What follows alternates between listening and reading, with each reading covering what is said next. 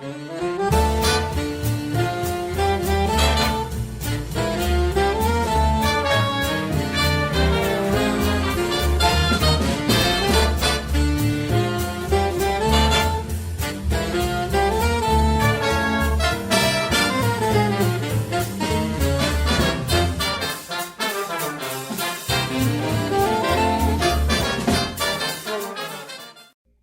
to Jazz Zone Together, our new online jazz community, where we will provide jazz education resources, interviews with jazz educators, artists, and celebrities, along with valuable tips and repertoire suggestions.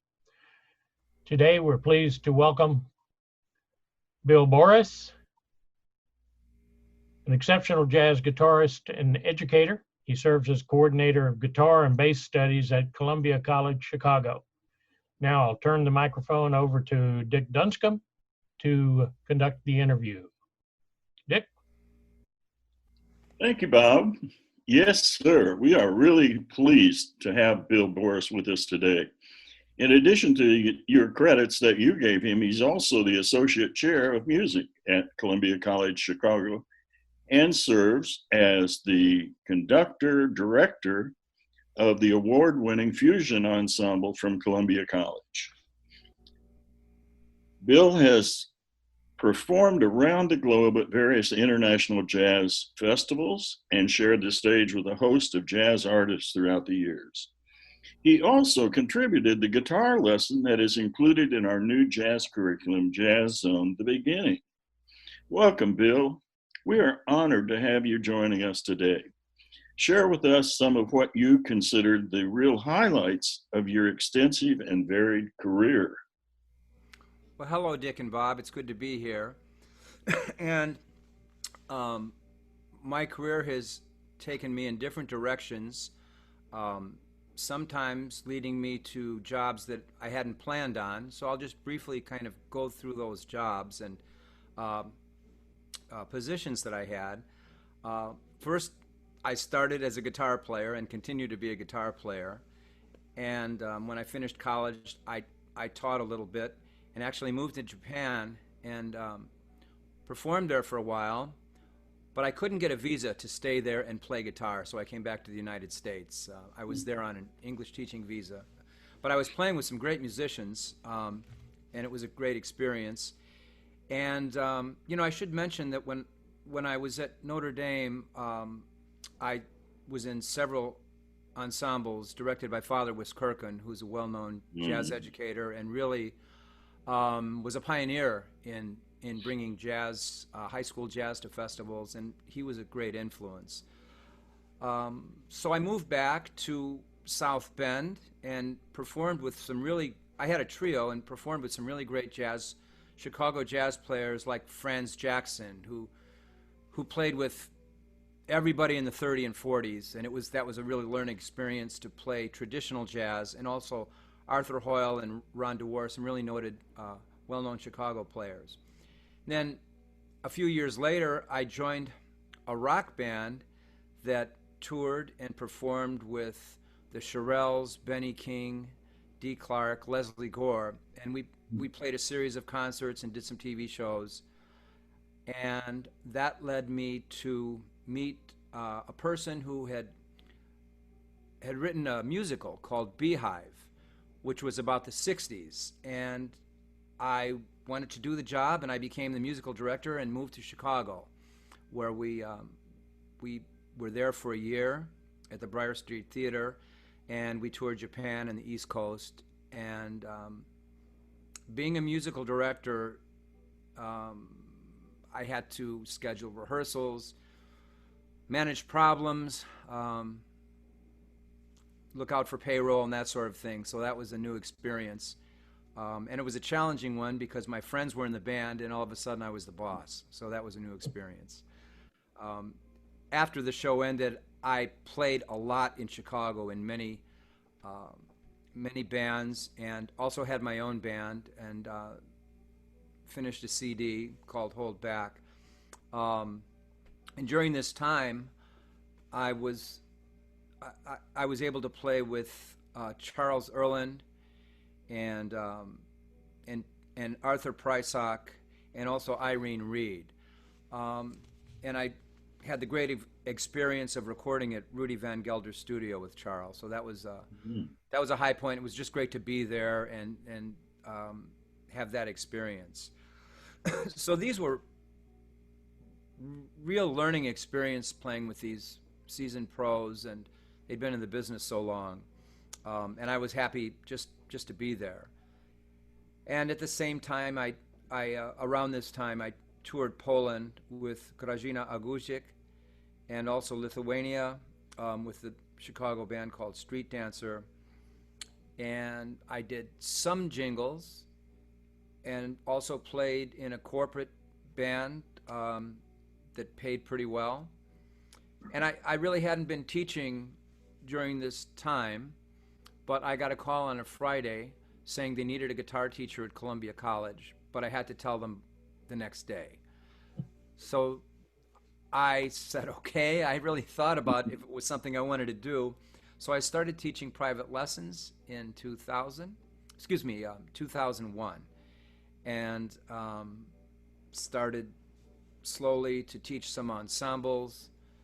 And I really loved the guy I worked for, Dick, and I know you remember him, Frank Dawson. Yes. He passed away in 2010, and they asked if I would be the coordinator for guitar and bass studies, and I said that I would do it, but it was a really bittersweet situation, and that's been my job ever since, and I've continued to play. But now as a coordinator, and also now as associate chair, there's an awful lot of administrative duties that I didn't think about when I was copying George Benson solos a long time ago. So that's led me in a new direction and has kind of taught me to try to be prepared as much as I can for each day and get through the day with trying to accomplish everything that I'm supposed to that day. So that's the long and short of it, I guess. That's great, Bill. In your role as teacher educator, what do you tell the developing students, and how do you get them to focus on reaching the next performance level? So in this area, I teach private lessons, a guitar class, several guitar classes, and ensembles. And so for private lessons, I ask the students, even in the beginning, to focus on time, tone, articulation, dynamics, repertoire. We talk about transcription and making sure they hear the changes, and they study solos and lines and put the lines into their own solos, as well as analyzing the chords and what they mean. But when students come in, a lot of them don't have a practice routine yet. So I have a sheet. It's like a contract each week. I write down what I've assigned. They also write it down. They want to take a picture with the phone, and I said, I would rather they write it down and keep the paper. So that's been beneficial. So there are like 3 or 4 areas, maybe reading, taking part of a solo off a record, learning a song, and technical things that they should do, like scales and arpeggios, each week to kind of hold the student accountable. And I really want them to sound, I want them to play to their potential right away in the lesson. So, and it's a matter, I think, of focus in the moment. So I stress that. And we have a lot of guitar players. Right now there's probably 45 in lessons, and they're at all different levels. So that's a challenge to create a program that will serve all the guitar players. For ensembles, I ask the students to listen as much as possible to the repertoire, or if we're working on one tune, to really listen to the tune a lot. And I start often with the bass and drums, playing the groove to make sure they're working together. We often play the melody slowly, a lot slower than the the final version, working out phrasing and articulation. And oftentimes I have a vocalist singing with a horn, so we spend some time working things out that way. I ask the students in the ensemble to listen less to themselves and focus more on listening to everyone else in the band, and kind of place themselves in the band, so that they're actually hearing. They can begin to interact if they're actually listening. Sometimes it's just enough to learn their part, and they're focusing on that, and I understand that. But after that gets accomplished, to listen and just have an awareness of what's going on and how they would fit themselves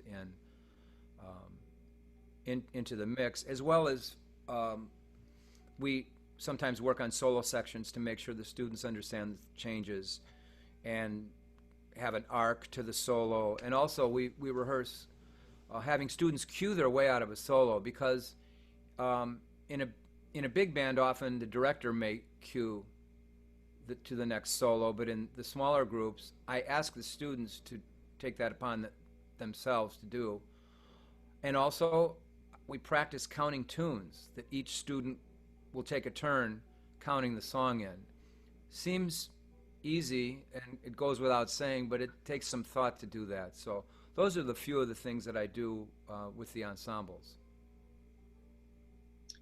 Bill, we're so pleased with the guitar lesson and the related video that you created for Jazz Zone. Take us on a brief journey through the goals of your lesson and what you want the student to accomplish. So basically, my lesson focused on playing rhythm guitar in a big band. And it's likely that some of the students don't have listening experience with this music on their own. So the first thing, while they're even reading about the lesson, would be to bring up Freddie Green on YouTube and listen to him with the Basie Band. And there's a video that I shared a link in the lesson that actually shows him in a small group where you can hear him play. There's also a great record with Jim Hall and Bill Evans. The album is called Undercurrent, and Jim Hall plays great rhythm guitar on Funny Valentine, My Funny Valentine. So to kind of hear that sound first, to get an idea of what it sounds like, and to start working with a metronome and putting the metronome on 2 and 4. So when they first hear it, if they're used to hearing it on 1 and 3, they have to count 1, 2, 1, 2, 3, 4. And, you know, to play along with a metronome in time,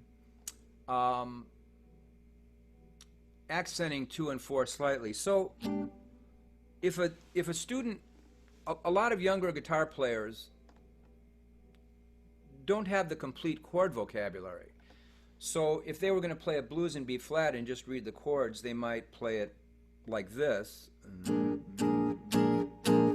And they might not even be able to do 4 yet. It's kind of a new, it might be a new experience. So they might play it like that, where in the lesson I provided these chords, which are smaller and not as muddy as that. So the sound, again, and it goes back to the sound. So if I turn this down a little bit and get more of an acoustic sound, instead of this, which could be kind of heavy, we have just 2 notes in the chord, the 3rd and the 7th.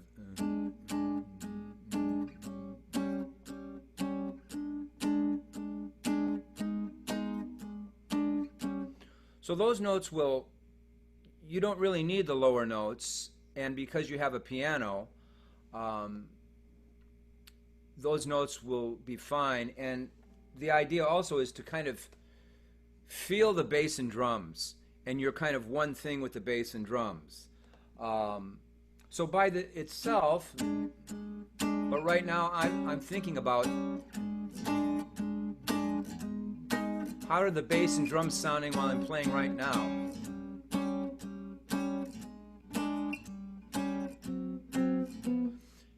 using smaller chords and being satisfied with that, knowing that you're helping the band.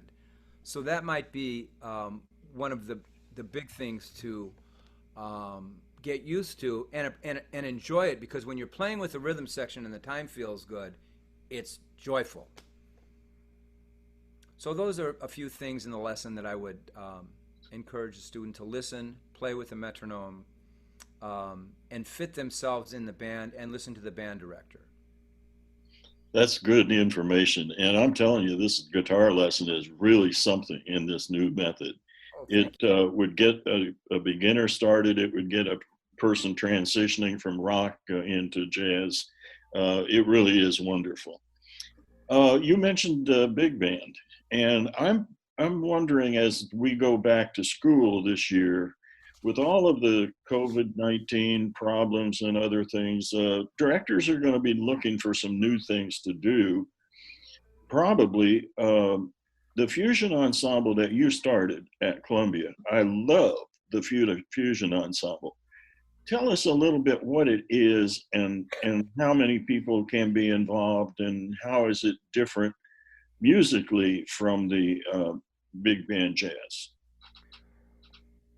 Generally, the Fusion Ensemble can be anywhere from 5 to 9 people.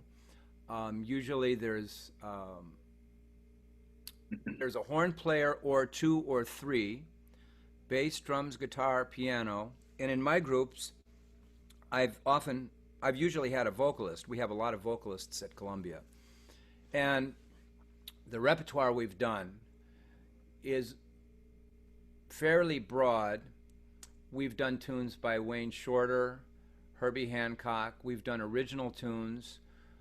We've done tunes by modern crossover artists like Corey Henry and Isaiah Sharkey. We had a great concert last fall with Kendrick Scott. So his music is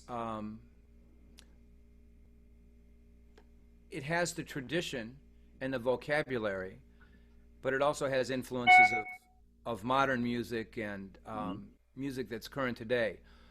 So the Fusion group does play some swing material, but it includes influences from R&B, world music, vocal music, and also great jazz composers like Wayne Shorter and Herbie Hancock. And the songs are structured, and they're well rehearsed with sections, but there's a lot of there's a place in actually the whole tune for the band to interact more together than they might in a big band, just because of the roles of the bass and the drummer in the big band. So there's a lot of interaction, and I ask them to play the tunes a lot so they get to know them really well, so that they can actually take the tune somewhere and there's room for a personal stamp from each of them in the tune. And the Fusion Ensemble, we were actually the first Fusion Ensemble to participate at the Elmhurst and Notre Dame Jazz Festivals.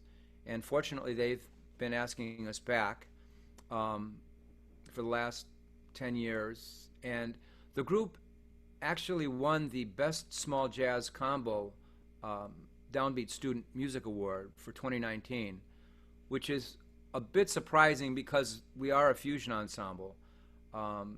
So I think if band directors are looking for a different direction, the Fusion Ensemble is popular with some students because it includes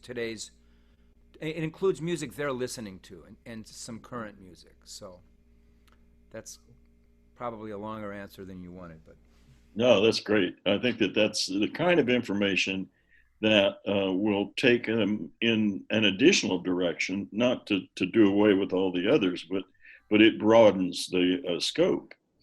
Share with us some of the inspirations and accomplishments that you look forward to still adding to your storied resume.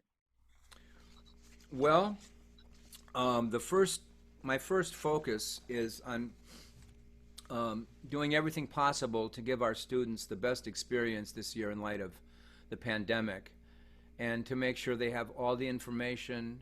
And this will probably include making more instructional videos, being in closer communication with the students. We'll be teaching them. We're scheduled to teach in class, but also through Zoom, doing remote teaching. So I'm trying to be as organized as possible. For example, the Fusion Ensemble already has the music for 4 or 5 tunes, and I started that in June to make sure that we can kind of get a jump on it.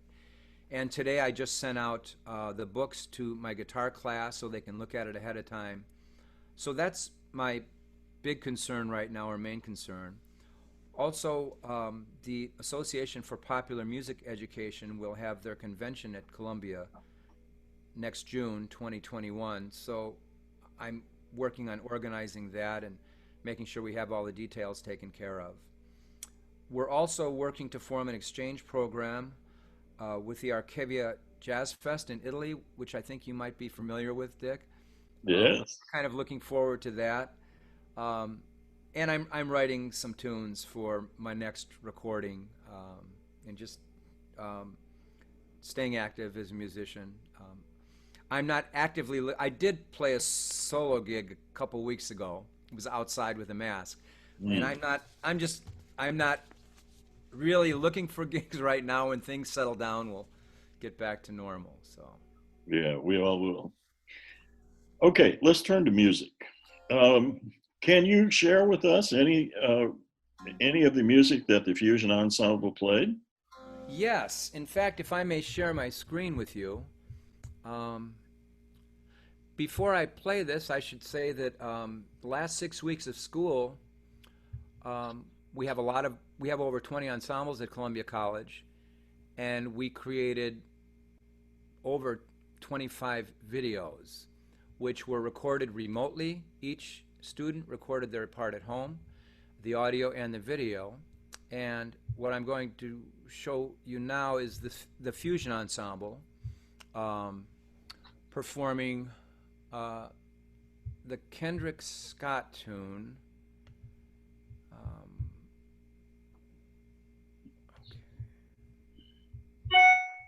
This is called Cycling Through a Reality, and I guess everyone will see it, but the let's see if this is, that's our drummer. So he's not playing drums, he's playing an iPad. And here we go. Let me go back and make sure. There we go.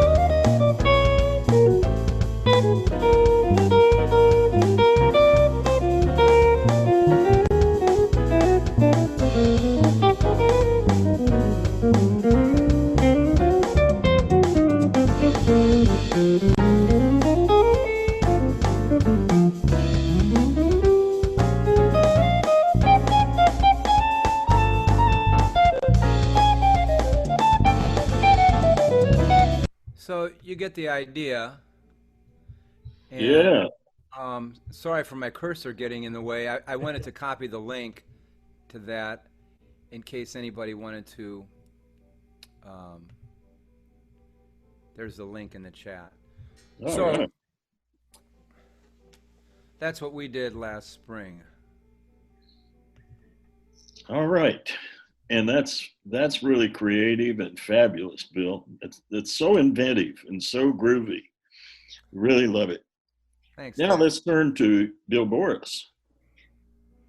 Think about your favorite tune or tunes and maybe play a little bit for us. Well, I have so many. All the tunes are my favorite. I have so many tunes. But I'll play a little bit of My Romance.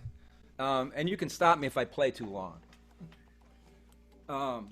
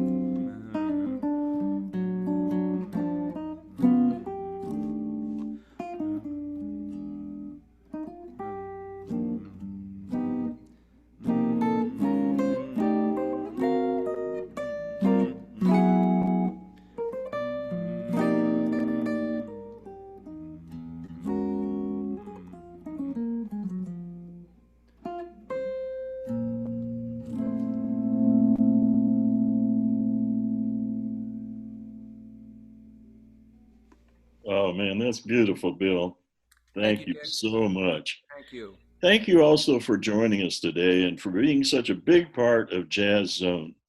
We look forward to sharing more and more down the road with you. Thank you, Dick. Good seeing you and good seeing you, Bob. Thank you. Thank you, Bill.